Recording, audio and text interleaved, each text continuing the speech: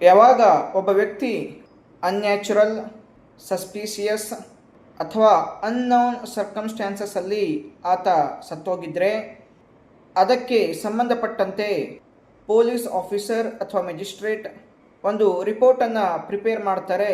ಅಂತಹ ಒಂದು ರಿಪೋರ್ಟನ್ನು inquest report ಅಂತೇಳಿ ಕರೆಯಲಾಗುತ್ತೆ. ಈ ರಿಪೋರ್ಟ್ನ ಉದ್ದೇಶ ವ್ಯಕ್ತಿ ಸತ್ತಿರುವುದನ್ನು ಕನ್ಫರ್ಮ್ ಮಾಡುತ್ತೆ. ಆ ವ್ಯಕ್ತಿ ಯಾವ ರೀತಿಯಲ್ಲಿ ಸತ್ತಿದ್ದಾನೆ ಅನ್ನುವಂತಹ ಮಾಹಿತಿ ಇರುತ್ತೆ. ಯಾವುದಾದರೂ ಸಸ್ಪೀಸಿಯಸ್ ಸರ್ಕಮ್ಸ್ಟ್ಯಾನ್ಸಸ್ಗಳಿದ್ರೆ ಅವುಗಳ ಒಂದು ಮಾಹಿತಿ ನಿಮಗೆ ಆ ರಿಪೋರ್ಟ್ನಲ್ಲಿ ಸಿಗುತ್ತೆ. ಈ ರಿಪೋರ್ಟ್ನಲ್ಲಿ ಯಾವುದೇ ರೀತಿಯಲ್ಲಿ ಕ್ರಿಮಿನಲ್ ಲಯಬಿಲಿಟಿಯನ್ನು ಫಿಕ್ಸ್ ಮಾಡಿರೋದಿಲ್ಲ. ಈ ಇನ್ಕ್ವೆಸ್ಟ್ ರಿಪೋರ್ಟನ್ನು ಸ್ಪಾಟ್ನಲ್ಲಿ ರೆಡಿ ಮಾಡ್ತಾರೆ. ಅಂದರೆ ಎಲ್ಲಿ ಡೆತ್ ಆಗಿದೆ ಆ ಸ್ಪಾಟ್ನಲ್ಲಿ ರೆಡಿ ಮಾಡ್ತಾರೆ. ಅಲ್ಲಿ ಪಂಚ್ ವಿಟ್ನೆಸ್ಗಳೇನಿರ್ತಾರೆ ಅವರ ಸಿಗ್ನೇಚರನ್ನು ತೆಗೆದುಕೊಳ್ತಾರೆ. ಆ ಒಂದು ರಿಪೋರ್ಟನ್ನು ಮ್ಯಾಜಿಸ್ಟ್ರೇಟ್ ಅವರಿಗೆ ಕಳಿಸ್ಕೊಡ್ತಾರೆ.